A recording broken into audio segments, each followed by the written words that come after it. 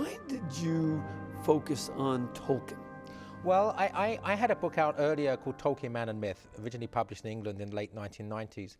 And when Peter Jackson's movies, The Lord of the Rings, came out about 10 years ago, I was speaking all over the country in all sorts of venues, including state universities, Ivy League schools, as well as Catholic schools, on the hidden meaning of The Lord of the Rings. And this was a very powerful way of evangelizing through the power of Tolkien, because you can talk about Catholicism if you're talking about Frodo or Bilbo.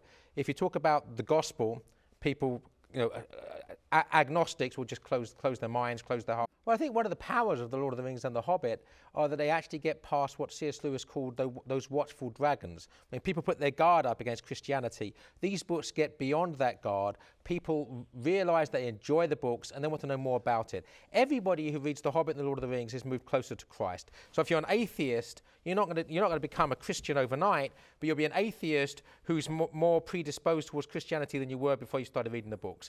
And so everybody who reads it, wherever you are, whether you're a Christian or an atheist or an agnostic or a Muslim, everybody who reads Tolkien's works, The Lord of the Rings and The Hobbit, is moved closer to Christ. Bilbo Baggins shows us how to grow up. That's what he does in the course of the book, in the course of The Hobbit. He grows up. He begins as a self-centered person who doesn't want to explore wider truths, wider possibilities, doesn't want to risk himself, doesn't want to self-sacrifice. And throughout the course of the journey, he grows up. And grows up means not just growing in size, but growing in stature. Because he didn't really grow up in size. No, he remained a hobbit with big furry feet.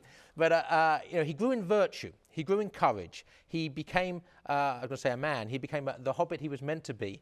And I think that's what the whole point is, that what Tolkien is showing us in The Hobbit and The Lord of the Rings is that we are not merely Homo sapiens, we are Homo viator. We're on a journey. The purpose of every man's life is to get to heaven, which is the goal of every man's life. And so basically the quest stories in Tolkien show us that we are on a journey. The journey is about growing in wisdom, growing in virtue, growing in courage, becoming self-sacrificial, laying down our lives for others, that we may actually achieve the quest, achieve the goal, which for a Christian, of course, ultimately is to be with God forever in heaven.